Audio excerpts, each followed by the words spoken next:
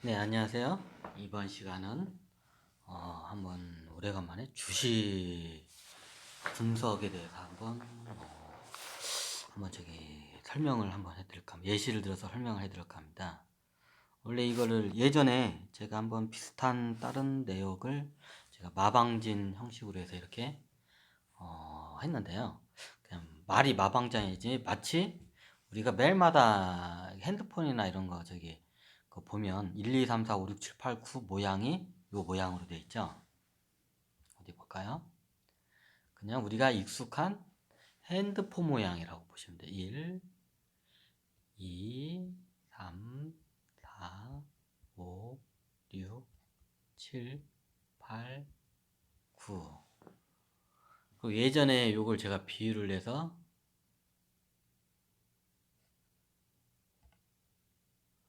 나무로 해서도 많이 설명을 드렸을 거예요.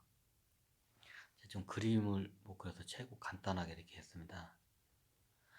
마치 나무의 뿌리 부분, 나무의 기둥 부분, 나무의 가지 부분을 마치 제가 이렇게 비유를 했습니다.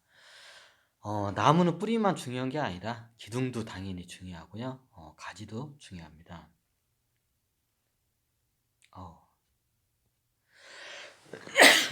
재채기 갑자기. 마치 이런 식으로 한번 보면 되겠습니다. 제가 예전에도 설명했지만 이 회사에 대해서 간단하게 한번 해볼까요? BPS라는 거는 그냥 이제 가운데 있는 게 이제 하나씩 하나씩 이렇게 이제 옆으로 온 거예요. 마치 가운데는 책의 목차와 같고요. 여기 밑에는 이제 상세, 이제 그에 대한 상세, 이제 책의 내용과 같습니다. 그러면 가운데 목차의 제일 중앙에는 당연히 주가입니다. 왜? 당연히 수익을 내기 위해서 우리가 주식에 투자를 하니까 주가가 제일 가운데 오는 게 어떻게 보면 당연합니다. 예전에 제가 이런 식으로 않고 딴 형식으로 했는데, 여러분들에게 이제 요 마방진 안에 마방진이라고 하거든요. 이게 원래 뭐 서양 쪽에서 있는 게 아니라 이게 원래 동양 쪽에 있던 거예요.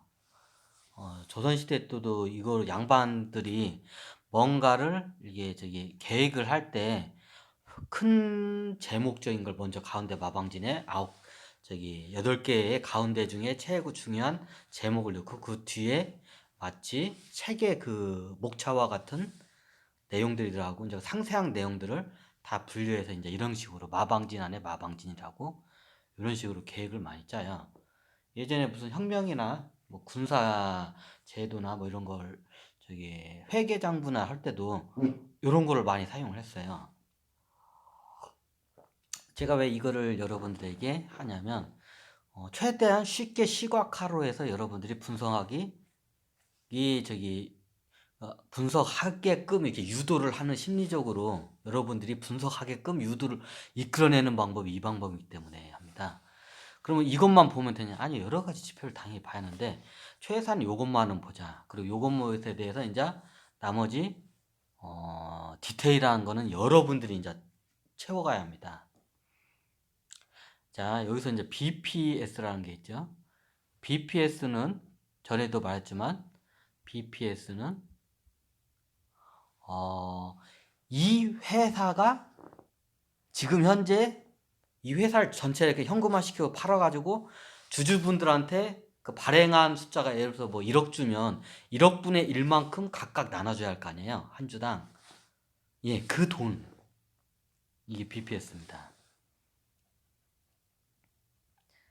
자, EPS는 한번 복습 차원에서 한번 다시 설명드리겠습니다. 자, EPS는 이 회사가 1년 동안 벌어들인 돈을 여러분들의 주식 한 주당 한 주식당 1년 동안 이 회사가 벌어들이는 돈. 한 주당 1년에 벌어들이는 돈. 딱 이렇게만 이해하시면 됩니다. 자, 그럼 ROE. 예전에 제가 ROE에 대해서는 자세하게 설명 안 했던 것 같은데, 오히려 ROE가 사업 주식을 한 사람들 입장에서는 BPS와 EPS가 중요하고요. 사업을 하는 사람 입장에서 ROE가 중요해요. ROE라는 게 뭐냐면 내가 내 순수 내 자본금 있잖아요. 내 순수 회사 입장에서 내 자본금 대비 회사 입장에서 이게 주식을 투자한 그 입장이 아니라 그럼 자본금 대비 1년 동안 얼마나 벌어들였냐. 자, 자본금이 100억이에요. 1조예요. 자본금이. 이 회사가. 근데 1년 동안 1000조 원을 벌어들였어요. 그럼 1000조 원이면 1조 원에 1000조 원이면 10%죠. 예, 그럼 ROE가 10%인 회사입니다. 근데 자본금이 뭐냐? 자본금은 전체 자산이 있을 거 아니에요. 이 회사를 전체를 다 팔면 얼마나 돈이 나와.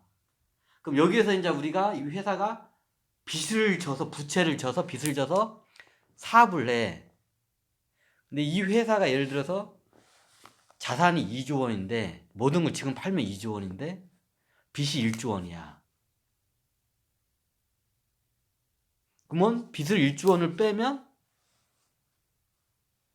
순자산, 자본금이 1조 원이죠. 2조 원에서 1조 원을 빼야 하니까 빚을.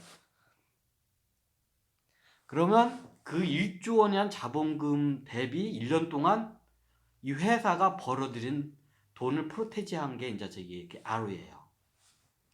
그러면 이게 좀 퍼고 좀 퍼는 주가 대비로 되는 거죠. 예를 들어서 BPS가 10,000원이에요.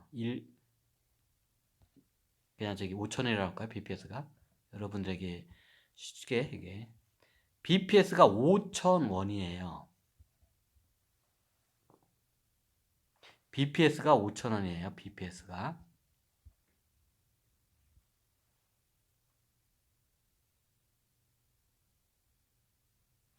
그러면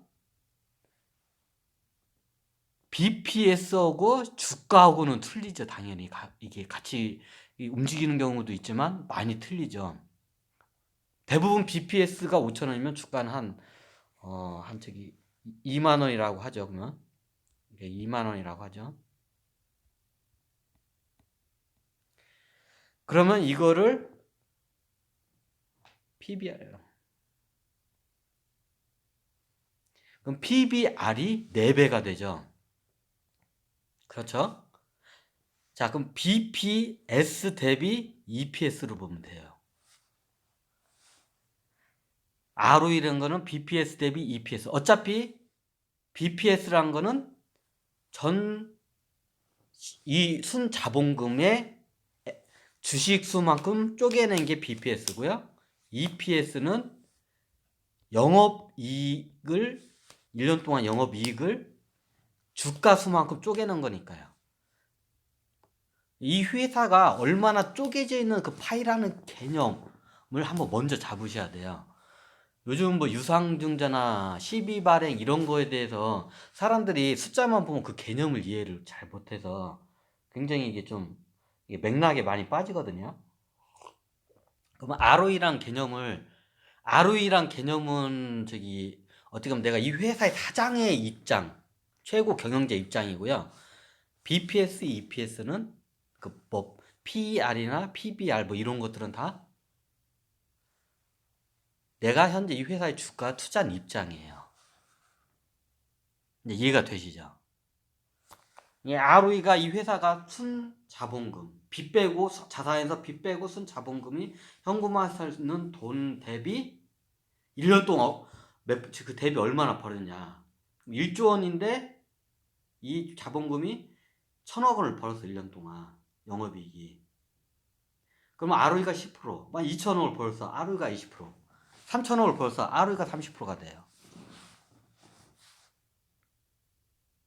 그럼 ROE가 항상 1조 원이냐? 그게 아니죠. 만약에 배당을 않고 이 회사에 그러면 돈 쌓이겠죠. 벌어도 1년 동안 1,000억 원이라는 돈을 벌어서 그러면 내년에는 BPS 단위가 1조 1,000억 원이 돼야 하잖아요. 자, 이해가 되시나요? 자, 배당을 안 했어. 만약에 그냥 1,000억 원을 그대로 배당하면 1조 원이 그대로 가겠죠. 뭐 자산의 당연히 그 변동에 따라 틀리기는 하겠지만 일단은 당연히 그렇게 하죠. 그러면 1,000억 원을 배당을 않고 그대로 갖고 있으면 다음 해에 자본금 1조 원에 작년 동안 벌어들인 1,000억이 합쳐서도 1조 1,000억이 되죠. 그에 따라 그럼 BPS 당연히 올라야죠. 5,000원이 뜬 게 5,500원 올라야겠죠. 왜 이걸 설명하냐면요. 이 당연한 게 안 되는 회사들이 많아요. 왜 안 될까요? 뭔가 문제가 많은 회사죠. 자, 이 이야기를 해주기 위해서 여러분들에게 이렇게 제가 강의를 합니다.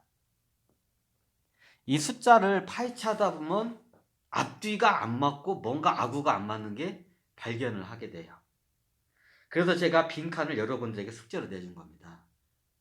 이 EPS, BPS, ROE, 그리고 부채, 유보금, 배당 수익, 영업이익, 매출 모든 걸 다 보고 정확한 건 이 회사에 최고 내가 경영자라고 생각하는 입장에서 정확히 꿰뚫어 보는 게 최고 이게 좋아요. 근데 우리가 그렇게까지는 할 수가 없어요. 그런데 하지만 그에 대한 노력은 해야 합니다. 그럼 우리가 숫자에만 빠지면 이걸 몰라요. 근데 숫자에서 그 뭔가 이 회사가 잘못 돌아갔다는 것을 발견을 할 수가 있어요. 이거 말고도 그거를 발견하면 여러 가지 지표를 여러분들이 찾아내야 돼요. 그럼 그러게 뭔가 괴리감이 많은 회사들은 밑빠진 독에 물을 붓는 회사들이에요. 그럼 그런 회사는 투자만 하면 될까요? 안 될까요? 네, 안 됩니다.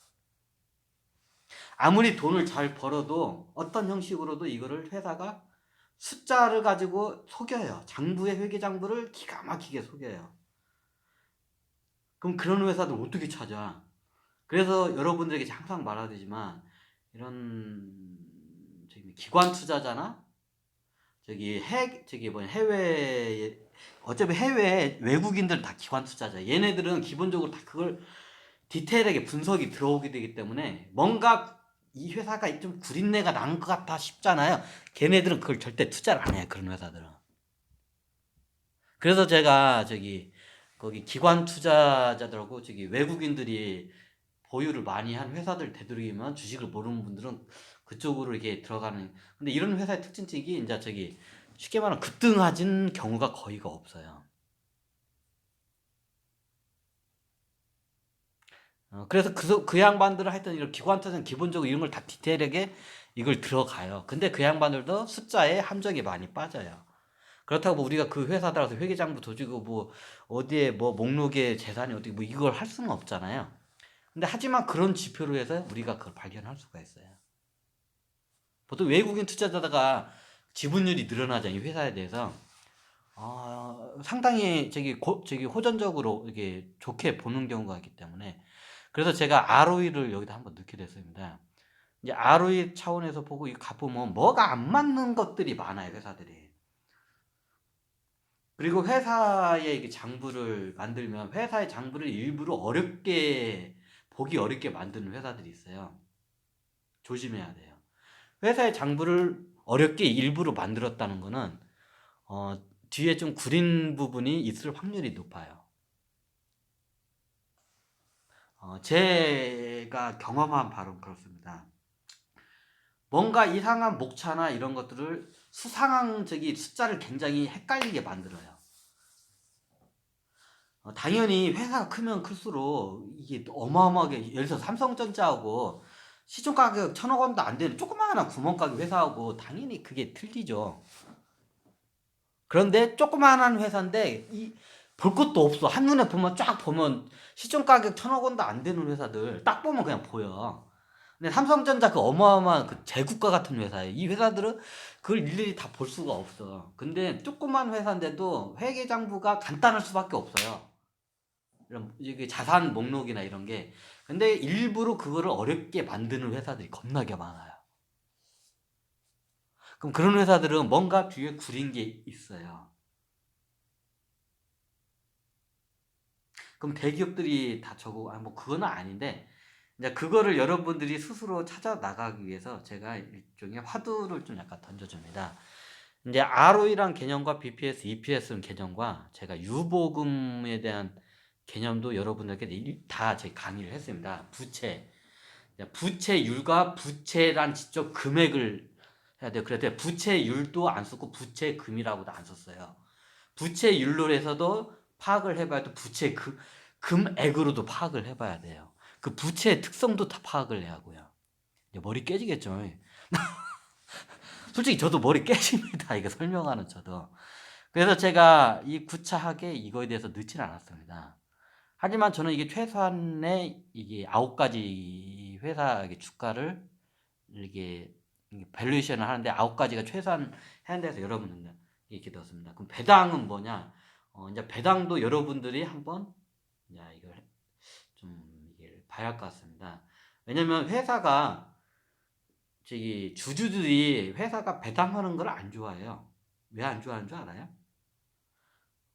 이게 굉장히 우리나라 사람 같은 경우에는 특히 어떤 적이 있냐면 외국어 틀린 게 우리나라 사람들은 배당이 높은 회사들은 이 공식처럼 돼 있어요.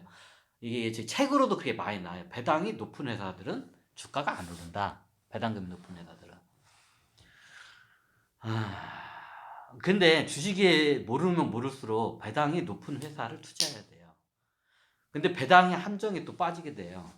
배당의 성격이 여러 가지가 있거든요.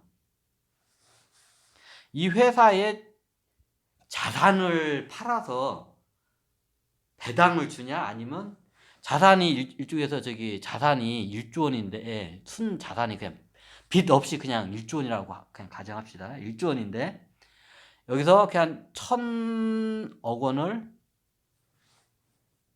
필요 없는 부동산을 팔았어요. 팔아가지고 배당을 때렸어요. 자, 이게 좋은 건가요? 나쁜 걸까요? 네, 그거는 모릅니다. 나중에 그 부동산이 많이 오르고 이 회사 공장 자리나 회사 건물을 올릴 자리였으면 팔지 말았어야 합니다. 하지만 필요 없다고 생각했기 때문에 주주총회에서 일방적으로 밀어서 이게 옛날 벤자민 그레엄이 많이 하던 스타일인데 이게 왜 위험하냐면 옛날 벤자민 그레엄이 이거를 많이 하는데 그 당시에 이제 사람들이 주식의 주자도 모르잖아요. 그러면 예를 들어서 이 회사가 배당금을 갑자기 1,000억 원을 1조인데 배당금을 1,000억 원을 줘. 그러면 그 배당금이 이제 1,000억 원을 주면 배당금이 예를 들어서 그러니까 BPS하고 주가가 똑같다고 가정을 합시다. 그냥 1조 원.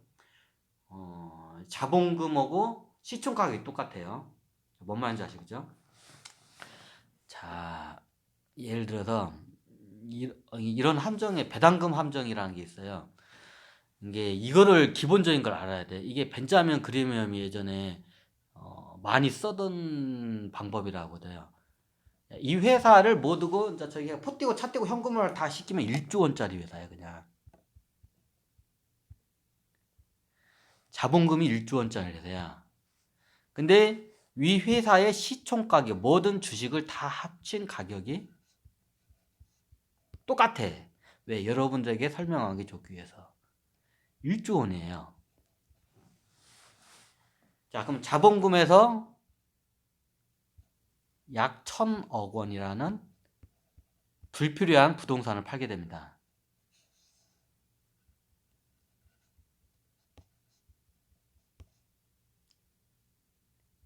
부동산 매도. 그리고 이거를 배당을 때립니다. 그러면 여러분들이 만약 회사가 한 주당 10만 원이라고 가정합시다. 그냥 10만 원이라고 가정하면 한 주당 배당이 자산을 처분함으로써 배당이 10,000원이 나옵니다. 예, 배당률 10%죠.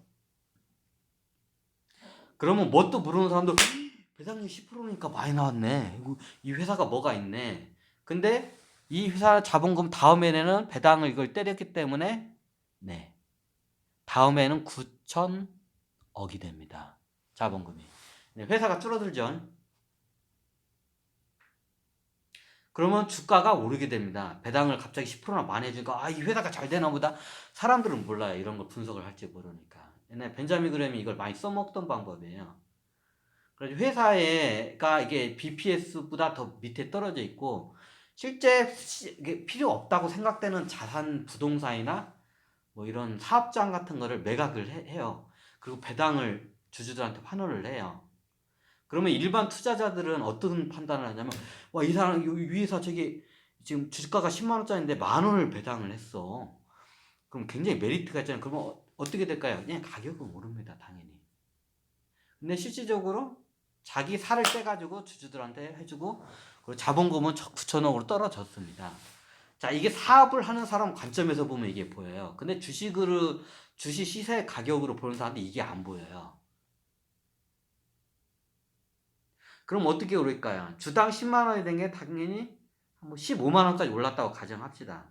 그럼 벤자민 그레어명은 네, 배당률 10%는 10%대로 챙기고 그 해에 50%가 그냥 오릅니다. 10만 원짜리 주식을 샀는데 15만 원까지 올라서 5만 원의 차익을 챙기고 나가고, 또 저기 배당금에 그 저기 한 주당 만 원이 나왔으니까 투자금 한 주당 10만 원이고 배당금이 6만 원입니다. 배당금이 저기 만 원이고 저기 차익이 5만 원입니다. 그리고 빠져나옵니다. 이게 벤자민 그램이 많이 쓰던 방법이에요. 약간 작전 냄새가 나죠.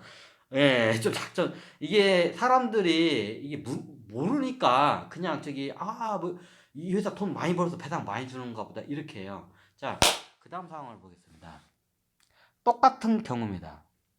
자, 여러분들 배당이라는 그 성격을 한번 먼저 가르쳐 드려야 하기 때문에, 왜냐하면 어떤 분들은 이 회사의 밸류에이션을 배당금으로 그걸 측정을 해요.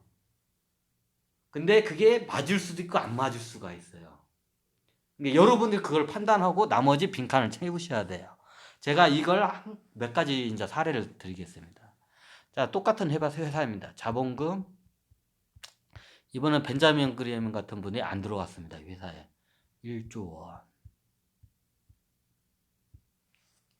자, 그리고 영업이익이 1년 동안에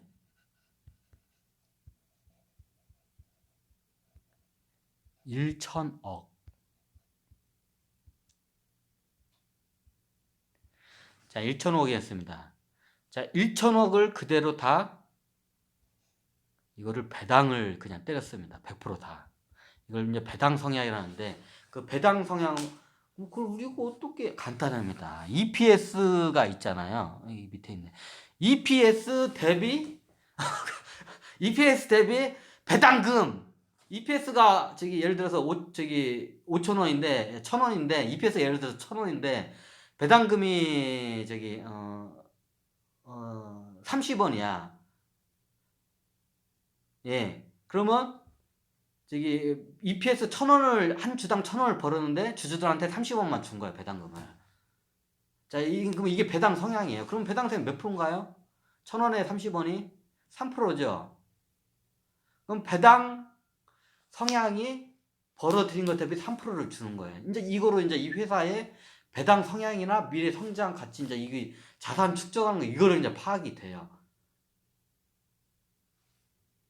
근데 이 회사는 이제 여기서 아까 저기 자산을 팔아서 이제 했을 때와 영업이익을 배당을 때렸어요. 아까는 전에 사례는 영업이익이 거의 없는 상태에서 이 회사가 그냥 현상 유지하고 영업이익 거의 없는 상태에서 자산만 팔아서 배당을 때린 아까 경우가 전 경우고, 이번에는 이 회사가 자본금 1조 원짜리 회사인데 지금 영업이익이 2천억 원을 1년 동안 냈어. 그걸 다 100% 주식한테 환원을 해요. 자, 그러면 이 회사가 똑같이 10만 원짜리 주세요, 한 주에. 한 주에 10만 원이고 자본금하고 저기 그냥 자본금하고 시총 가격이 똑같다고 가정을 합시다, 그냥. 그러면 한 주당 10만 원, 1조 만, 이게 천만 주를 맞나? 천만 주를 발행했나요? 맞구나, 천만 주. 한 주당 10만 원이면 천만 주를 발행을 했겠군요. 그럼 천만 주를 발행한 사람들에게 다 나눠주면 한 사람당 만 원이 1만 원이라는 배당금이 지급이 됩니다. 1년 동안. 배당이 1만 원이 됩니다. 자, 그러면 아까 그때는 이게 자산을 처분했기 때문에 9천억으로 이게 자본금이 줄지만 자본금은 그냥 똑같이 다음 해에도 1조 원입니다. 자, 이걸 개념을 잡으셔야 돼요. 자, 배당금에. 그래서 배당 성향과 이걸 근데 이런 회사들 있던데 옛날 뭐 한진에 뭐 회원회사에서 보니까 배당금 회사가 적자를 나도 배당금을 겁나게 때리는 회사가 있던데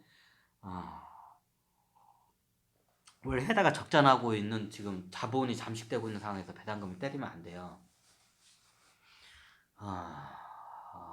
예, 경영을 잘못한 거죠. 위급한 상황에 배당을 하면 안 되는 상황인데 배당을 하면 회사가 나중에 이게 존립이 그럼 왜 배당을 했을까요? 뒤에 이제 뭔가가 있겠죠. 이제 그거는 여러분들이 풀어야 할 숙제입니다. 왜냐하면 여러 가지의 그 회사의 상황에 따라서 아니면 경영자나 오너 지방 가문의 이권하고도 여러 가지가 이해관계가 얽히고 설키기 때문에 여러분들 실질적으로 그걸 파헤친 건 힘들지만 어느 정도 약간 그 뉘앙스는 캐치가 가능해요. 그러면 그거에 대한 노하우를 가르치면 우리나라 정계 재계 지금 다 뒤집어지기 때문에 이건 이 말까지 좀 그런가? 제가 그거는 공개를 못 합니다. 그래서 여러분들이 최소한 이런 성향을 하면서 여러분들의 스타일에 맞게 추적 분석을 할 수 있게끔 제가 네모난 칸을 비우는 겁니다. 여러분들이 꼭 제가 이게 주가를 중심으로 해서 옆에 8개의 항목을 다른 거로 바꾸셔도 돼요. 그러면 꼭 8개일 필요 있지 않을까? 이거 많이 있으면 좋은데 너무 많이 이거를 하잖아요. 여러분들이. 저도 머리가 깨질 것 같아. 이거를 하면. 근데 저도 머리가 깨질 것 같은데 여러분들은 안 돼요. 그러면 줄이면 되나요? 줄이면 되는데 너무 줄여버리면 이게 지금 보이는 게 최소한의 기초적인 거라서 줄일 수가 없어요. 너무나도 기초적인 걸 이것도 모르고 투자를 하면 이거는 아니다 싶어서 최대한 이 주가를 중심으로 해서 8가지 항목을 최소한을 제가 이걸 뽑아내는 거예요.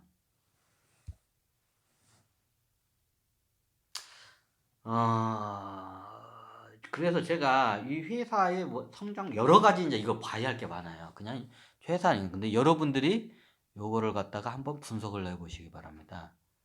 그리고 제가 요렇게 지금 보고 한번 요 회사를 한번 여러분들이 직접 한번 분석을 해봤으면 합니다.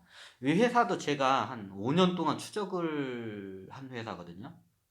참고적으로 저는 이 회사에서 강원랜드면 뭐 여러분들도 자, 이 회사의 강원랜드가 어디면 자 뭐라고 하냐면 여기 이제 밑에 이렇게 보시면 강원랜드면 이게 저는 네이버 이거를 많이 써요. 왜냐면 다른 거 같은 경우는 굉장히 복잡한데 얘는 단순해요 그냥. 근데 단순하게 너무 잘 나왔어. 단순하게끔 모든 걸 정리를 할 줄 아셔야 돼요. 복잡하게 정리가 되잖아요. 내가 정리를 해놓고도 이게 내가 쓴지도 몰라. 옛날 학교 다닐 때 보면 그런 친구 되잖아요. 막 깔겨 쓰고 막 대충 정리하고 자기가 나중에 보면 이게 남들도 당연히 못 알아보고 자기도 못 알아보는 경우가 많아요. 그래서 여러분들이 이제 정리를 한번 하는 차원에서 아까 그렇게 마방진표를 한번 했으면 하는 바람입니다.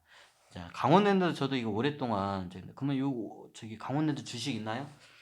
저는 실질적으로 없습니다. 하지만 있습니다. 뭔 소리냐고 힘든다. 한 주만 제가 보유를 하고 있습니다.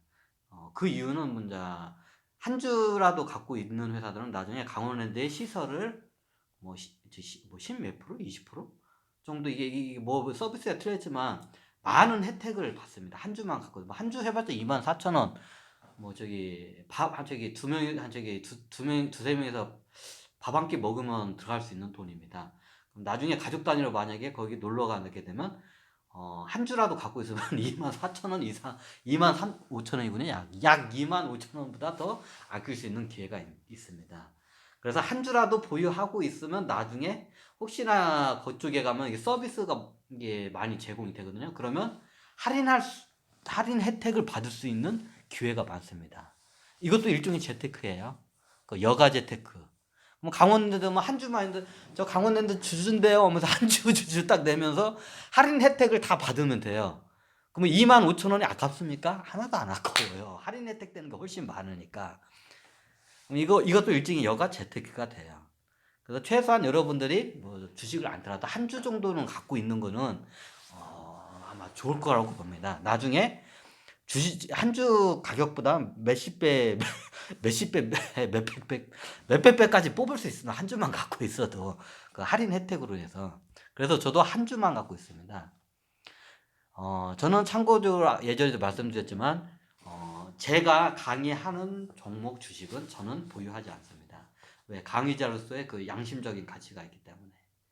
원래 이 강원랜드를 제가 좀 이게 기다리다가 이게 가격이 많이 떨어지면 좀 밸류에이션 해가지고 제가 봤을 때 싸다 싶을 때 제가 강의를 하려고 했어요. 여러분들이 쌀 때 사게 하기 위해서. 근데 회사가 차트를 보시면 저는 보통 10년 차트를 보고 해요. 지금 이게 차트가 지금 이렇습니다. 저는 원래 이게 제가 떨어질 때 이게 원래 저희가 이걸 전문용어로 작전 세력들이 이걸 칼집을 낸다고 하거든요. 이게 밑으로 한번 쑥 떨어졌죠. 이걸 칼집을 낸다. 칼집을 한번 내잖아요. 그러면 이 밑으로 가격을 떨어뜨릴 수도 있고 이 근처까지도 떨어뜨릴 수가 있어요. 이걸 칼집 작업이라고 하거든요. 전문 용어가 작전 세력들 쓰는 게. 근데 이거는 칼집이 아니라 저기 의도적인 칼집이 아니라 옛날에 이제 코로나 사태로 인해서 그때 주가가 다 지금 한 1,500, 1,400까지도 떨어졌죠. 포인트가 코스피 포인트가 그때 여기도 같이 여기 떨어졌습니다. 그러면 52주 최저가가 19,950원. 제가 알기로는 여기는 안 나오는데 15,000원도 14,000원대까지 무너졌었던 거로 기억이 납니다. 그래서 제가 원래 이게 칼집이 한번 나면 뒤에 떨어질 확률이 높거든요. 그러니까 뭐 아시다시피 코로나 2019년 요거 3년 차들 보야 돼.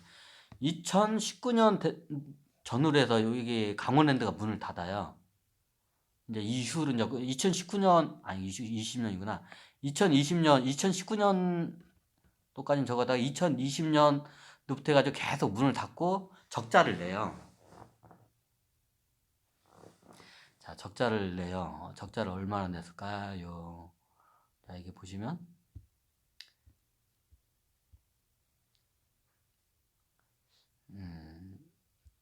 이 매출은 요래되죠.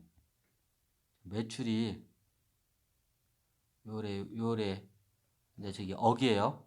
1조 4천억, 1조 5천억, 2019년도 2조 5천억, 2020년도 4,786조 원. 그리고 2021년도 이거는 일단 내려놓고 하여튼 일단 보고 자 이제 영업이익을 보시면 네 요래 이제 4,300억 괜찮았죠. 5천억 어이구 5천억이에요. 그리고 마이너스 4,316원 이제 까먹었죠. 그래서 제가 2020년도에 이렇게 나왔을 때 이제 이게 영업이 2020년대 하고 지금도 이제 제대로 못 여니까 21년도 하면 주가가 많이 떨어질까라고 저도 판별을 했는데 저도 주식이 이게 떨어질까라고 저는 생각을 하고 있었거든요. 그래가지고 기회가 이제 이거를 여러분들이 매수할 기회가 올 때쯤에 대략 한 10,000원 BPS 가격보다 밑으로 BPS가 지금 현재 얼마인가요? BPS가 말씀드렸지만 이게 현재 이 회사에 처분을 현금화하면 여러분한테 줄 수 있는 돈 한 주당 16,000원 정도 줄 수가 있어요. 그러면 한 주당 BPS 가격보다 밑으로 떨어질 확률이 이런 경우는 높아져요. 근데 저도 제 예상을 뒤엎고 주식이 갑자기 지금 오르기 시작했습니다. 근데 이게 떨어질지 이게 애매해가지고 이게 요즘 같은데 떨어질 것 같지도 않고, 이게 지금 저도 이제 이거를 정확히 이거를 예측을 못하기 때문에 이게 여러분들이 그걸 판단하고 선택을 하셔야 합니다. 그러면 나중에 10,000원대까지 떨어지면, 10,000원 선까지 떨어지면 그때 사면 예, 그때 사도 됩니다. 그건 여러분들의 판단이죠. 그럼 지금 제가 봤을 때는 떨어질 수도 있지만 안 떨어질 가능성도 높기 때문에 제가 이렇게요. 왜냐하면 이 회사 같은 경우에는 굉장히 제가 알토랑진 회사라고 제가 이게 예전부터 계속 제게 추적을 하고 있었거든요. 저 같은 경우에는 이 회사가 한 거의 2016년부터 추적을 하면서 이제 2016년부터 추적을 하면서 얘가 그냥 그냥 좀 싸게 되면 한번 그때 하자. 아니면 말고 싸게 나한테 기회가 오면 그때 하고 아니면 말고 한 식으로 계속 추적을 했는데 이제 가격이 그때 떨어지더라고요. 이렇게 떨어지고 있잖아요. 그때 이게 좀 올라가고 이게 떨어질 거라고 저는 그때 이미 좀 알고 있었어요. 왜냐하면 작전 세력들이 주식을 장기적으로 떨어질 포지션을 취하고 있었던 거를 저는 이미 2017년도쯤에 그걸 갖다가 다 파악을 했어요. 그래서 앞으로 떨어질 거라고 생각은 했는데 생각보다 너무 많이 떨어졌더라고요. 만 몇천 원 선까지. 근데 이런 회사들은 잘 이슈나 이런 데 안 흔들리고 잘 안 떨어져요. 왜냐면 이 회사가 굉장히 알토랑진 회사고, 이게 보면 외인 소진율도 21.5%. 그리고 카지노 회사 같은 게 우리나라에 알다시피 유일무이한 회사고, 배당금이 900원, 900원씩 쭉 회당해서, 이번에 배당금 나오나? 900원, 약 1,000원이 안 되게 나와요. 배당금도 괜찮아요, 이게. 배당금이 괜찮게 나오는 편이야, 이게. 자, EPS 대비, EPS가 1년 동안 한 주당 1,390을 버는데 배당금 900원 줬어요. 배당상이 아직 좋죠. 그러면 이 회사들이 이제 여긴 적자 나서 이제 못 줬고, 이제 그럼 나중에 이런 회사들이 이 회사의 특징이 뭐냐면 제가 직접 탐방은 못 했습니다. 왜냐하면 제가 말할 수 없는 좀 개인적인 사정이 있기 때문에 이쪽으로 제가 갈 수가 없거든요. 그래서 제가 탐방을 어디 가는 데가 탐방은 다 가는데 제 나름대로 뭐 회사 뭐 이게 직접 전화해서 그 탐방 안 가고 저는 제 방식이 좀 틀려요.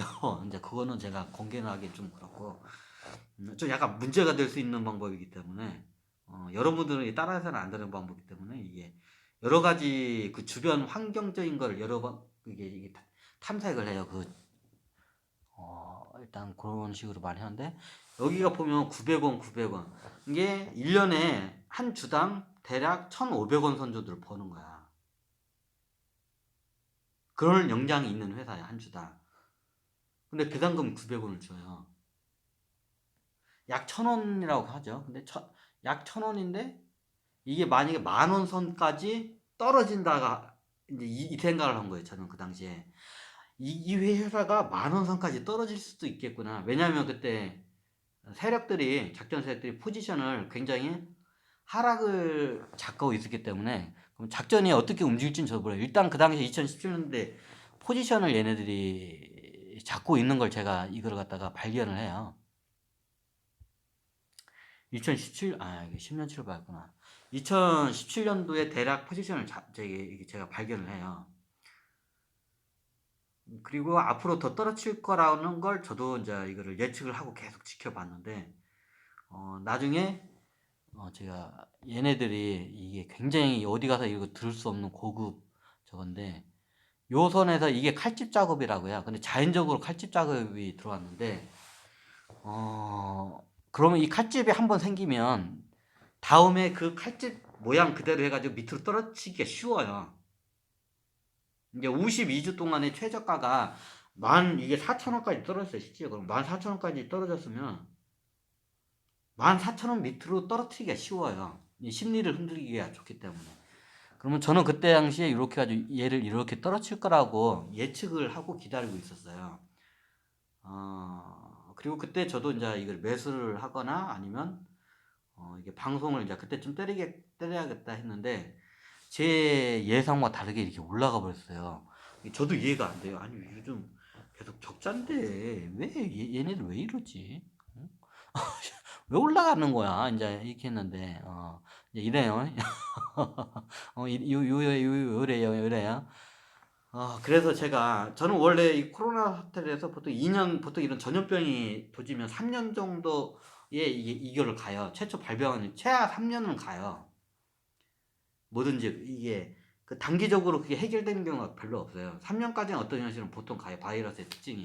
그러면 3년 동안 가면 이 회사가 3년 동안 영업 적자를 하면서 주가가 굉장히 곤두박질 거라고 했는데 이게 뭐지? 저도 아직 제가 이거를 저도 안 했는데 근데 이 회사의 특징이 뭐냐면 국내 유일의 내구 현상 카지노. 수익이 카지노 쪽에 많이 나오죠. 근데 이 회사의 특징이 뭐냐면 호텔과 컨벤션, 콘도, 스키장, 골프장을 갖추고 있어.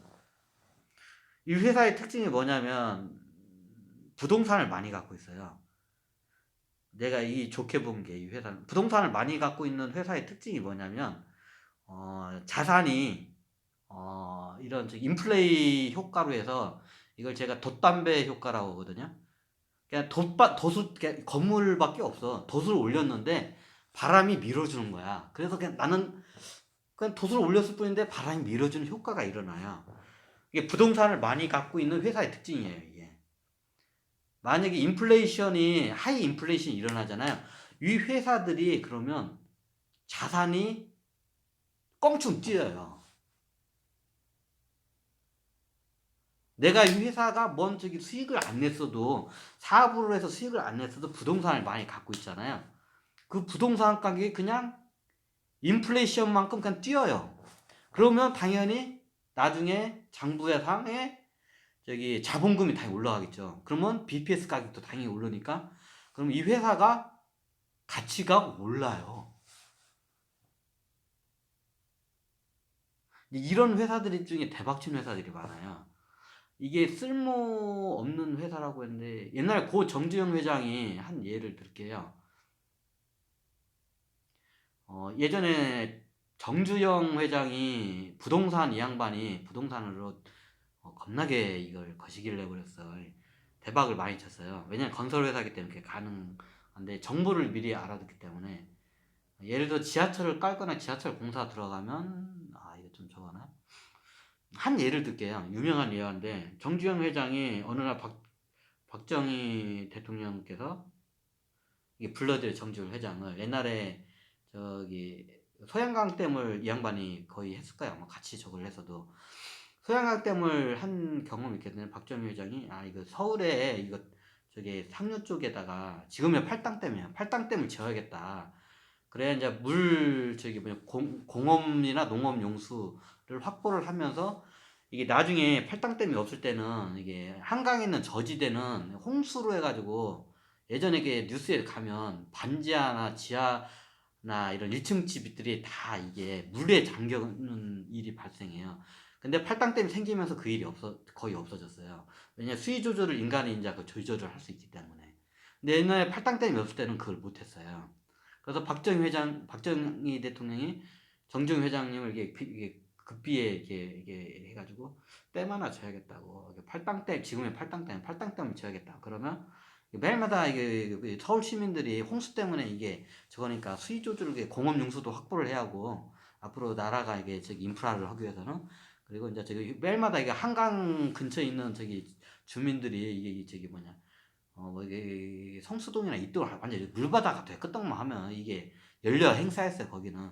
그러니까 이 사람들 학교에서는 이거 좀 해야겠다. 그 물 조절을 해야겠다. 댐을 거기다 팔당댐을 만들면 이제 이게 가능하거든요. 수위 조절이 가능하니까. 그러니까 정주영 회장이 어떻게 냐 그러니까 그럼 앞으로 한강에 있는 게 홍수가 나고 물에 안 잠기면 그러면 강남 밑에 있는 지금의 강남 그 당시에는 강남 하류 쪽에는 개발이 안 돼서 이게 뻘밭 갈대밭이었어요 다. 옛날에 영화 1700 나오고 보면 아시겠지만 갈대밭이에요. 그때 갈대밭은 그냥 거의 그냥 공짜 땅이었어 거의. 그냥 지금으로 가치로 하면 평당 가치로 하면 그냥 공짜 땅이었어요. 정주회장이 그 공짜 땅을 삽니다. 한강 밑에 있는 공짜 땅을. 자, 왜 이 얘기를 하냐면 나중에 이게 부동산 해가지고 대박을 치더라도 거기서 뭐 사업장을 할 수도 있어요. 예전에 그 신격호 회장인가? 옛날 저기 명동 쪽에서도 이제 이 정보가 많이 들어오거든요. 제가 옛날 중고차 하다 보면.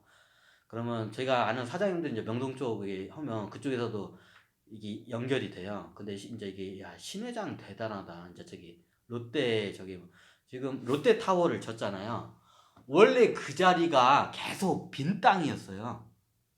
근데 그때 당시에 사람들이 그 신 회장 보고 이게 뭐 저 회장 뭐 바보라고 저기다가 아파트 지면 저기 그 돈이 얼마인데 왜 저걸 아파트 지지 않고 그걸 계속 땅을 묵혀놓은 거예요. 근데 나중에 이제 그걸 이제 그 여러 저도 채널로 해서 이제 좀 약간 신빙성이 떨어지는 정보들이 들어와요. 이 양반이 하는 말이 자기가 그 땅을 자기야 죽기 전에 수건 사업이었대. 자기가 죽기 전에 그 저기 세계에서 제일 높은 빌딩을 짓는 게 자기가 수건 사업이었대요. 옛날 동아그룹이 63빌딩을 졌잖아요. 자기도 63빌딩처럼 세계에서 제일 높은 빌딩을 짓는 게 수건 사업인데 그걸 못 졌죠. 이게 두바이가 하도 두바이 있는 그게 하도 높아가지고 했죠. 그 양반 그 땅을 계속 비워놔요. 근데 그 당시에 처음에 샀을 때는 그게 얼마 안 됐어 옛날에 그 저기 송파 그쪽에. 근데 나중에 땅값이 오르면 아 저 바보 아니냐고 거기다 저 아파트나 아니면 뭐 백화점이나 뭐 상가 건물 지으면 그게 돈이 얼마인데. 근데 이 양반이 일부러 그걸 개발 않고 빈 땅으로 계속 놓다가 나중에 자기 이제 수건 사업을 죽기 전에 이제 자기 수건 사업을 하기 위해서 그거를 이제 올렸다고 하더라고요. 하여튼 일단 왜 그런 게 저거냐면 이게 그 회사의 부동산 같은 걸 하면 그 미래 청사진에 먼 저기 미래 장기적인 걸 보고 이게 그 오너들이 그걸 해놓는데 나중에 저기 어떤 현상들이 일어나냐면 땅값이 겁나게 올라서 나중에 주주들이 그걸 해가지고 배당을 하자고 이렇게 많이 이렇게 해요.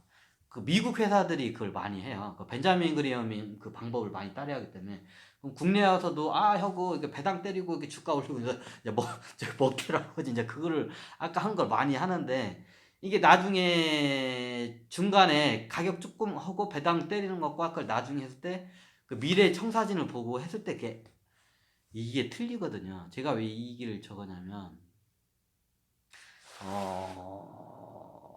요쪽에 부동산들이 나중에 미래에 큰 청사진이 될 거라고 예전에 저도 이걸 눈치를 채고 있었어요. 뭐 여기 장사도 잘 안 됐네. 지금은 안 되지만 이제 미래 가치성을 이제 봤을 때는 부동산의 가치가 이제 확 올라가면 그때는 이제 이미 이제 주가도 날아가고 이제 다 끝나요. 그래서 저도 이 회사를 이걸 갖다가 괜히 저걸 했는데 근데 이 여기가 저기 특징이 뭐냐면 너무 멀리 있다 보니까 접근성이 떨어져서 사람들이 여기까지 잘 안 와요.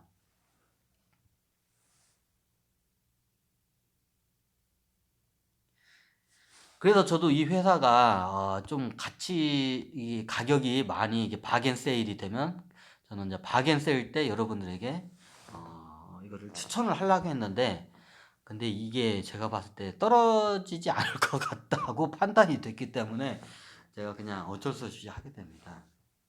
원래 제가 하려고 했던 타이밍이 이거를 갖다가 요게 한 2022년 내지 한 2019년도에 터지면 2022년부터 이제 영업이익이 겁나게 해서 자본이 많이 깎여 들어가서 이게 이제 저기 안 좋게 이제 흘러나오면 이게 10,000원 밑으로 떨어지지도 않을까 하고 저도 이거를 했어요. 왜냐면 두 가지 흐름을 봤거든요. 이제 코로나로 해서 처음에는 2017년도에 작전 세력들이 계속 떨어지고 있는 거를 제가 봤고요. 그리고 코로나 사태라서 한번 칼집이 났고 얘네들이 한번 내려갈 거다. 왜냐면 얘네들이 한 2년 내지 3년 연속 저기 영업 적자를 낼 가능성이 높을 거라고 저는 판단을 했어요. 그런데 이게 좀 이게 저도 제 의견이 안 나더라고요. 이게 왜 그러냐면 장기간 저 같은 경우에는 좋은 회사가 쌀 때 저는 들어가는 거를 저는 좋아해요. 미래 이 회사가 어떻게 될지 이 저기 신생 회사들은 거의 망해요. 이게 그래서 굉장히 위험하기 때문에 저는 이게 저걸 아는데 근데 이 회사가 이렇게 많이 떨어질 거라고 좀 판단을 했는데 제 의견을 많이. 그렇다고서 이게 또 안 떨어질 수도 있어요. 이제 이렇게 올라갔다가 내려갈 수도 있는데, 요즘 저기 사람들이 지금 관광 관련 종목들을 모니터링 하다 보니까 이게 쉽게 안 떨어질 것 같아요. 기분이. 그래서 여러분들에게 판단을 맡기겠습니다. 한번 여러분들이 요거를 제가 이제 여러분께 나왔습니다. 그러면 나중에 이 회사가 제 같은 경우에는 이 회사가 나중에 배당을 최소한 한 주당 1,000원을 나중에 차면 줄 수 있는 회사고, 회사 가격이 10,000원 선 정도까지 오면 굉장히 메리트가 있는 회사라고 제가 판단을 했어요. 왜냐면 이 회사는 일단 절대 망할 회사가 아닌 거라는 걸 먼저 첫 번째로 보고, 약간 회사가 안쪽에서 뭔가 좀 이거 한 거는 있지만 일단 그거 대비 여러 가지 요소가 긍정적인 게 많기 때문에, 그래 저는 이 회사가 한 10,000원 선까지 BPS가 이제 BPS 밑으로 떨어지기를 저는 이게 모니터링 계속 했는데 이게 안 떨어지더라고요. 원래 이게 회사가 탄탄하고 이런 회사들은 잘 안 떨어지더라고 이게. 그래서 여러분들에게 그 판단을 이렇게 맡길까 합니다. 이게 저는 그냥 이게 좀 좋은 포지션 상태에서 여러분들에게 이거를, 왜냐면 저는 기본적으로 회사가 시총 가격이 한 조 단위가 되는 회사들만 이게 여러분들에게 이게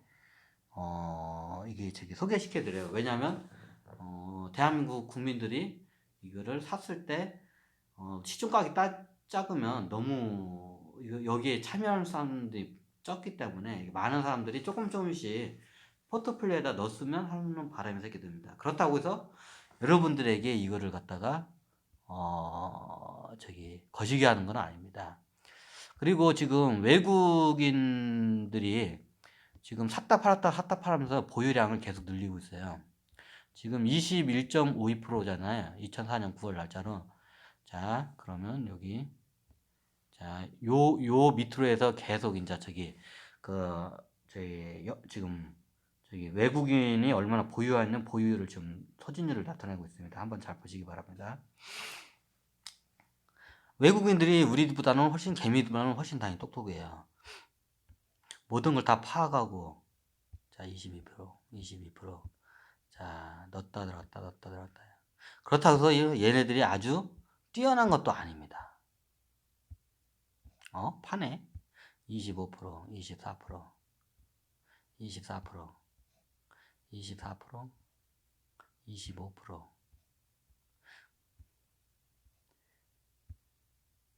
자, 이걸 봐서 여러분들이 왜 이거를 제가 보여드리냐면, 주가 조작하는 세력을 크게 세 가지가 있어요. 외국인들은 연합작전을 내요. 마치 여러분들이 고등어 떼면 외국인들은 다큐멘터리 보면 고등어나 청어떼들이 막 빙글빙글 돌잖아요. 그러면 마치 고등어 사냥을 어떻게 하냐면 돌고래떼들이 밑에서 쳐내고 위에서는 무슨 갈매기인가 하여튼 큰 가마부치인가 갈매기인가 하여튼 얘네들이 이렇게 스카이 다이빙을 쭉쭉 하면서 얘네들을 잡아먹어요. 예, 연합작전이에요. 마치 얘네들도 외국인들도 이거를 봐야 하는데 연합작전을 해요.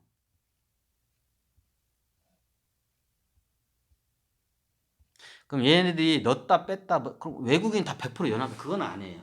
근데 외국인들이 들어오는 사람들이 예를 들어서 한 50% 내지 이 외국 수준 중에 지금 30% 가자면 그럼 그 중에 15%가 외국인들이 연합 작전 세력이잖아요. 그러면 움직여요. 15% 정도만 10% 이하 미만도 주가를 가지고 놀아요. 얘네들이 쉽게 샀다 팔았다 서로 주고 받으면서 그거를 해요. 이게 저거고, 그리고 두 번째 세력이 뭐냐면 사내 세력이에요. 사내 보통 너무 센가 이거 얘기하면. 이제 요런 거를 봐서 이제 이걸 갖다가 여러분들의 아까 마방진이 되면서 요 좌표를 넣을 수도 있어요. 근데 요거는 여러분이 이제 부수적으로 적어야지 기본기부터 먼저 익히고 가야지 기본기도 안 된 상태에서 이런 거 봐봤자 네. 자, 어떻게 되나요? 계속 줄어들고 있죠? 자, 이걸 왜 적었냐면 세력에 여러분들의는 저기 마치 바다에 있는 그냥 저기 저 개미들은 마치 그 고등어나 청어떼어 같아요. 고등어떼어 같아요. 동글동글동글하게 돌면 밑에서는 저기 돌고래 떼들이 와가지고 이렇게 위로 치어 올리고 위에서는 저기 가마구치가 아닌가? 가마구치나 갈매기 같은 애들 계속 사냥을 연합을 해요. 이런 식으로 연합작전으로 여러분들의 어떻게 보면 투자금을 갖다가 쪽쪽 빼먹어요. 뭐다가 이거 너무 세게 좀 나갈 것 같은데 강의가 파트를 안 나가고 그냥 바로 하겠습니다. 그러면 여러분들의 가격을 일정 수준 올리기도 해요. 그리고 어느 순간 되면 빠져요. 이게 작전 세력의 큰 축 중에 하나가 최고 크게 하는 게 우리나라 증시에는 외국인 세력이고요. 이제 두 번째 세력이 이제 명동 사채 시장 세력인데 예전에 좀 심한 요즘도 좀 하긴 하는데 근데 이쪽도 들어와요. 원래 주가라는 거는 돈이 들어오면 주가는 올라가게 돼 있어요. 마치 밑에 돌에다가 벽돌을 이게 저기 쌓아 올리면 이게 끼워 올리면 위에가 올라가는 원리예요. 주식시장에 돈이 들어오면 주가는 오릅니다. 주식시장에 돈이 빠지면 주가는 떨어집니다. 그냥 돈의 아무 뭐 영업이익이나 회사의 전망 아무것도 없이 그냥 돈의 힘에 의해서.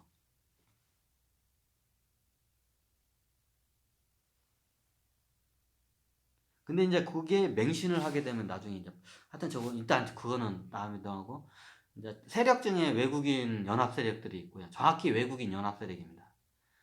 이게 좀 월가 쪽 사람들이 다 그렇게 해요. 월가 쪽이 이게 저기 하고 근데 우리나라만 그런 게 아니라 전 세계 금융시장을 다 돌면서 그냥 정확히 말하겠습니다. 유태인 세력들입니다. 그냥 저기 유태계 금융 세력들이라고 합니다. 그냥 대놓고 얘기하겠습니다. 이게 제가 뭐 히틀러처럼 옛날에 이렇게 얘기한 게 아니라 이게 역사가 반복이 돼요. 유태인 금융 세력입니다. 그럼 정확히 유태인 금융 세력도 월가도 있고 베네치아도 있고 여러 가지가 굉장히 많아요. 그럼 얘네들이 이걸 연합 작전을 해가지고 환율과 주가, 채권, 국채 모든 걸 가지고 연합 작전을 해서 그 나라를 흔들어 버려요. 옛날 우리 IMF 겪을 때 같이 그게 흔들려 버린 거예요. 근데 우리나라가 굉장히 허술하게 방비를 했죠. 역사적으로 옛날에 소로스 사태라고도 하는데 중국에서도 몇 번 그거를 이제 그 부추 청년이라고 하죠. 부추 청년이 왜 부추 청년? 부추가 자라면 부추를 이렇게 큰 것이 마치 상추하고 비슷해요. 어떤 유튜버가 해야 돼. 왜 지금 우리나라는 개미고 등골 빠지게 일만 한다고 해서 개미고 중국은 부추 청년이라고 돼요. 왜냐 올라가면 위로 싹 잘라가지고 누가 잘라가지고 가져간다고. 그게 유택에 이제 이쪽에서 많이 적은데 이게 좀 파급력이 있을 수도 있는데 이게 중국 증시 한번 쭉 올라갔다 쭉 떨어져요. 이게 다 이게 시진핑이 이게 미국 월가를 겁나게 싫어해요. 시진핑만 싫어한 게 아니라 푸틴도 옛날 공산권 국가 애들이 겁나게 싫어해. 얘네들을. 근데 그 이유가 있어요. 근데 우리나라 정치인들은 그걸 잘 몰라. 누군가 뭔가 쪽 빼가는 것 같은데 그게 몰라. 유태인들이 다 그걸 해요. 전 세계에 있는 자본시장을 갖다 돌면서 작전을 해요. 이게 중국도 한번 이게 연합작전으로 싹 들어갔다가 싹 빼고 나와요. 그게 그래서 청년 부추청년이란 말이 그러는 거야. 그러면 이게 유택의 이쪽 금융센터 가지고 이게 위에 부추 쫙 자라면 쫙 잘라가지고 이제 가지고 밖으로 나가는 거야. 이게 왜 가능하냐면 미국이 달러 기축 통화를 갖고 있기 때문에 가능해요. 그럼 다른 나라는 그렇게 못해요. 통화량을 조절을 어떻게 하냐에 따라서 작전이 이게 먹혀요. 지금은 안 그런데 옛날 로스차일드 가문 쪽에서 그걸 다 시켜요. 은행 중에 은행, 세계 은행 중에 대빵은행, 연방준비은행이라죠. 로스차일드 가문 겁니다. 그쪽에서 다 해요. 야, 이번에 저기 얼마 찍어내고 이렇게 유동성을 확보를 딱 할 거라고 이렇게 정보를 하면 나머지 애들이 그 정보 가지고 이제 그걸 갖다가 전 세계 시장을 돌면서 연합 작전에 들어갑니다. 이거 굉장히 고차원적인 저기 이거 강의라서 이게 그리고 또 예민하거든요. 굉장히 잘못하면 옛날 히틀러 사태가 독일에서만 일어난 게 전 세계적으로도 일어날 수가 있기 때문에 제가 말 조심을 좀 해야 할 것 같네요.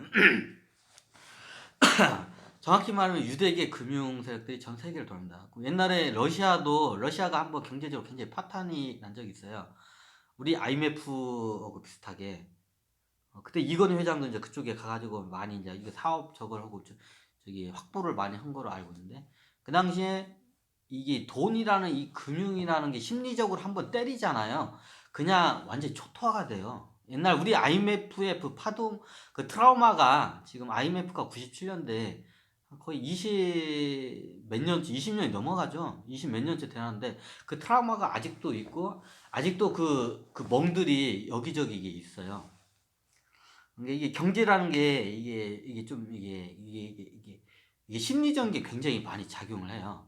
잘 나가던 사업가들이 옛날에 IMF 때 픽 쓰러져 가지고 노숙자가 되고 폐인이 된 경우가 많았어요. 그럼 노숙자가 폐인이 되면 다시 일어나는 게 쉽지가 않거든요.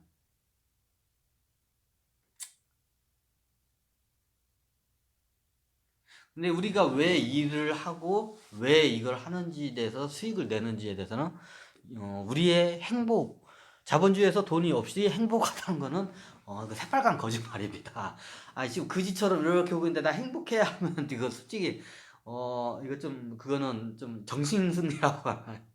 좀 그러지 않나요? 자본주의 실질적으로 내 생활이 될 수 있고 내가 여가를 내 시간을 내가 쓸 수 있고 여가를 할 수 있는 내가 하고 싶은 일을 할 수 있는 정도가 돼야 너가 행복하다고 하는데 이게 요즘은 다 지금 재테크에 다 미쳤죠. 지금 주식시장도 그렇고 부동산 시장도 그렇고 지금 돈 저거 하죠. 아,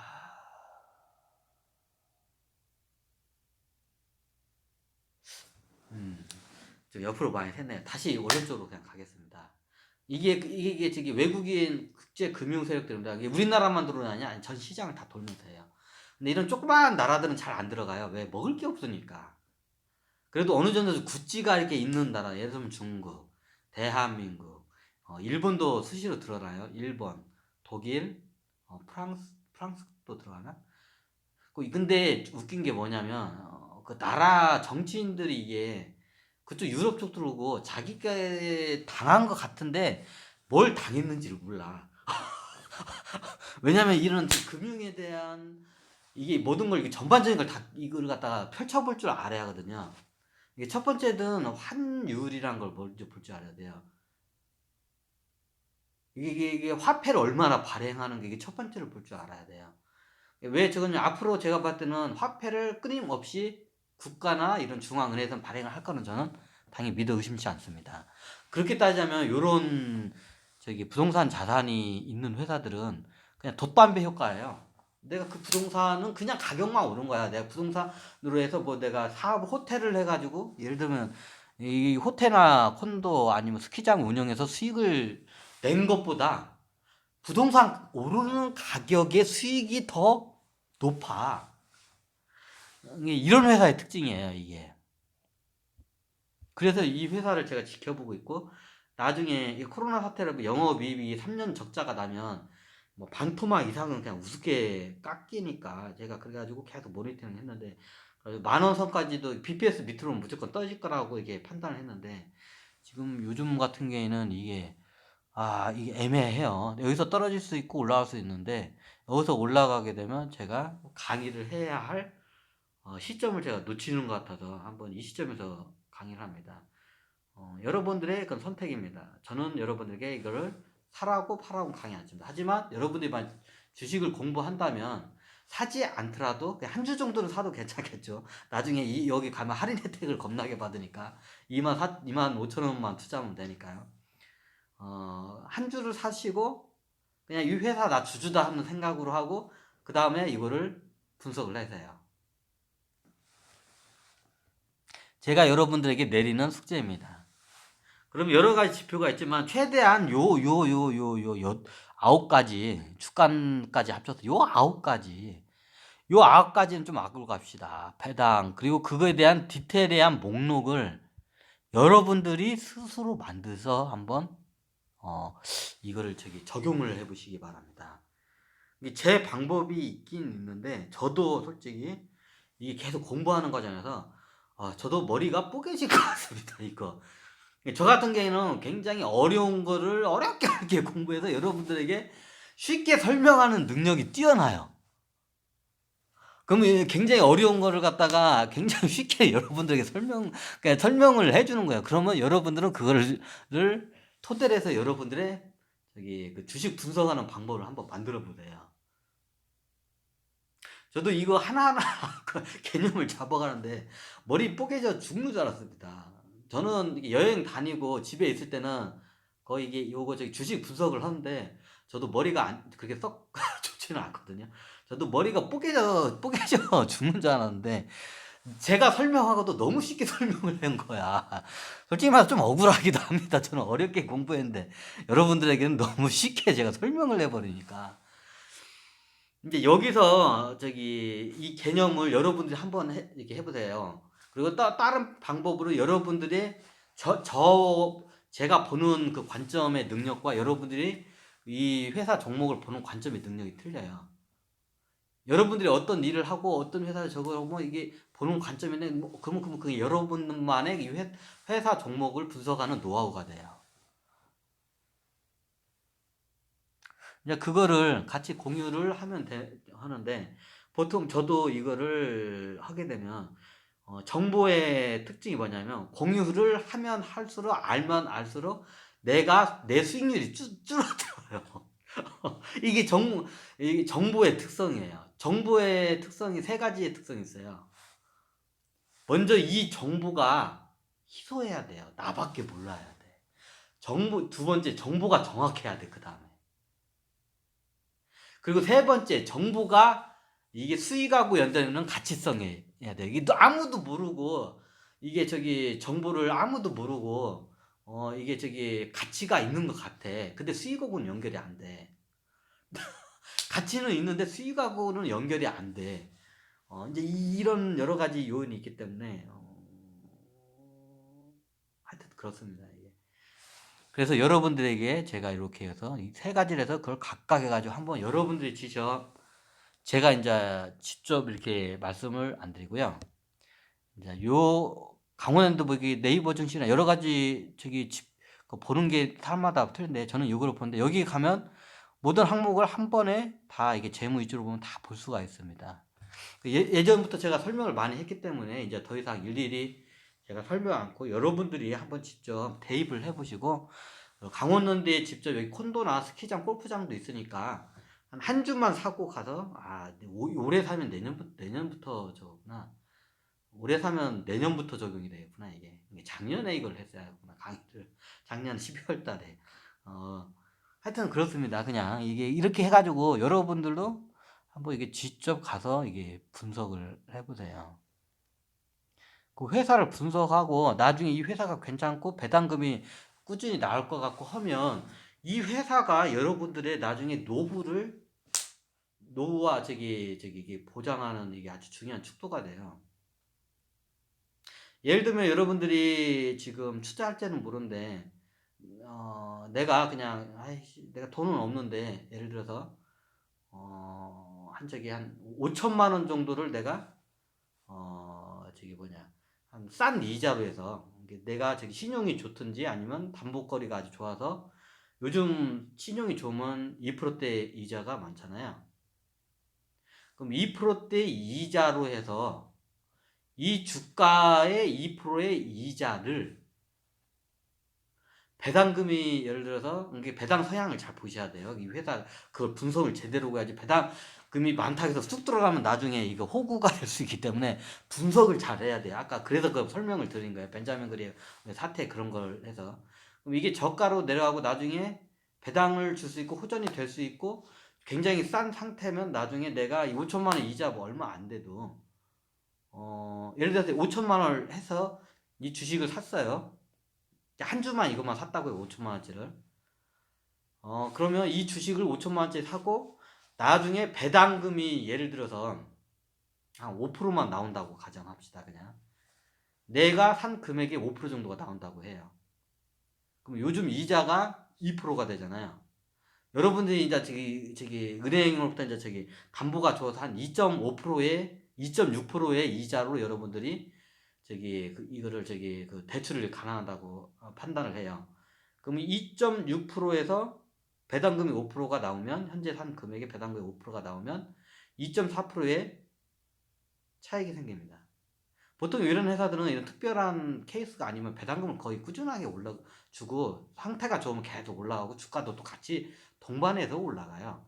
그럼 여러분도 계속 이렇게 휴가나 아니면 토요일 일요일 날 한번 할 때 이쪽으로 가서 이렇게 스키장이나 아니면 골프장 하여튼 스키장이나 이런 콘도나 이런 리조트 같은 리조트 있나 하여튼 카지노는 좀 안 갔으면 좋겠고요.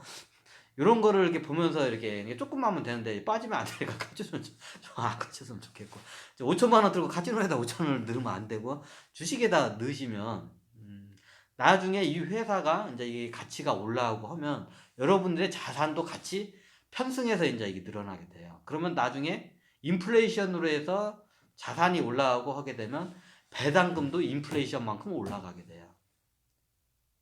그러면 여러분들의 부채는 여러분들이 2.4%하는 그 마진 2.4%는 원금을 상환하고 2.6%는 이자를 내요. 1년에.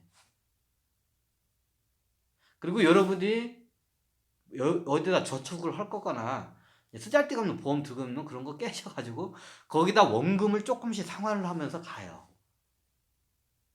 그럼 이게 반토막 나면 그래서 제가 말씀드리잖아요. 여러분들이 그래서 분석을 한 반토막 날 수도 있습니다. 이 금액에서. 그건 여러분들이 판단을 해야 합니다. 저의 정보와 저의 저는 예지 능력 없습니다. 거기에 의존하시면 안 됩니다. 여러분들이 직접 판단합니다. 저는 참고적으로 이 회사 콘도도 이용해 본 적 없고 스키장도 가본 적 없고 여기 리조트 워터월드 여러 가지 시스템 하늘길 트레킹도 한 번도 가본 적이 없습니다.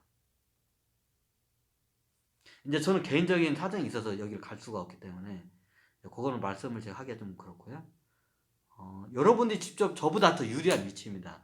저는 그냥 이 데이터적인 이것만 보고 저거는 하는 거예요. 그러면 여러분들이 봤을 때 나중에 이게 계속 이게 전 세계 국가들이 돈을 찍으면 여기 부동산 가격은 당연히 오르지. 인플레이 때문에 얘네들 수익을 보니까 낼 것 같기도 하고 아니 코로나 때문에 같기도 코로나가 좀 그러면 여러분들은 이 회사에 대해서 약간 CEO적인 마인드로 해서 접근을 하시면 이게 보여요.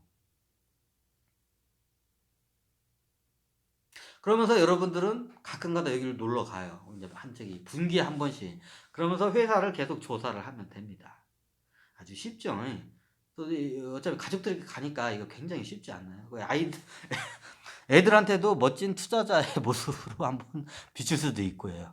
아버지가 내가 이 회사 주주야 하면서 이 강원랜드 주주야 이거에 얼마분에 얼마면 내 거야 이런 할 수도 있죠. 왜냐면 저 같은 경우에는 눈에 보이고 잡히지 않는 그런 자산들은 굉장히 저는 위험하게 봐요. 그래서 저는 부동산을 많이 갖고 있고 시설이나 현재 이게 손에 딱 잡았을 때 이렇게 잡히는 손에 딱 잡히는 물건을 저는 확인이 돼야 하는 성격이라서 손에 딱이 안 잡히는 것들은 제가 손은 안 돼요. 그래서 금융 관련 주식도 제가 굉장히 꺼려하고 IT나 제가 최고 꺼려하는 게 IT나 이쪽 회사예요. 왜? 무형자산이기 때문에 무형자산은 나중에 그냥 빵원이 돼. 이 무형자산이 돈은 겁나게 넣는데 그래서 제가 무형자산밖에 없는 회사들은 제가 이게 잘 안 봐요.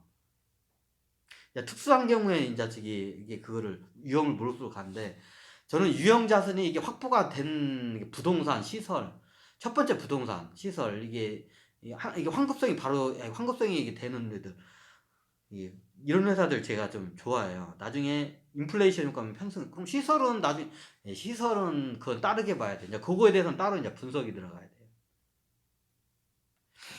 근데 그 회사에 대한 그 특징을 여러분들이 좀 약간 디테일하게 장기적으로 그걸 갖다가 좀 이렇게 보고, 이게 됐다 싶으면 그때 들어가야 돼요. 그냥 이게 제가 사라고 했다 해서 얼른 들어가서 하고 한 척이 1년 있다 보니까 반토막 났네 하고 또 제 욕하면 안 됩니다. 저를 그냥 이렇게 그냥 설명만 할 뿐이지. 저도 이거를 계속 연구를 하고 있는 과정이기 때문에 중간중간에 좀 약간 모순점이 나올 수도 있고, 되도록이면 저는 한 70%, 한 80% 요즘 이런 거 같은 경우에는 거의 90% 주식 관련 거는 바로 이게 맥이 잡히기 때문에 90% 확정성이 있을 때 그거에 대해서 강의를 해요. 참고적으로 뭐 주가가 90% 이상, 90%가 오른다는 그게 아니고, 그거는 이제 별도고요. 제가 내 자신이 있다고 이런 거에 대해서 할 때 이제 제가 이제 설명을 드립니다. 그 점을 양해해 주시고 여러분들이 하기 바랍니다. 참고적으로 저는 이 회사를 찾아가 본 적이 없어요. 하지만 메리트가 있는 회사인 것은 분명합니다. 하지만 이 회사가 상황에 따라, 코로나 상황에 따라 진짜로 이게 10,000원 밑으로도 떨어질 수 있습니다. 원래 저는 10,000원 밑으로 떨어지면 그때가 이게 투자 시점이라고 저는 이게 판단을 했거든요. 근데 제가 보니까 안 떨어질 것 같아요. 안 떨어질 것 같아요. 제가 봤으니까. 근데 떨어질 수도 있습니다. 그거는 여러분들의 판단에 의해서 맡깁니다. 자, 어떠셨나요?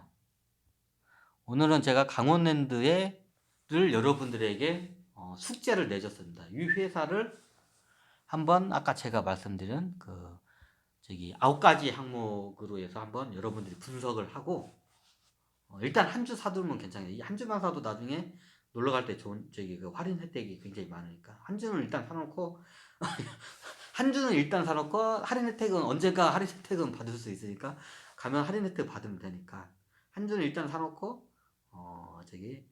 나중에 한번 직접 놀러 가서 이 회사에 대해서 한번 분석을 해보시기 바랍니다.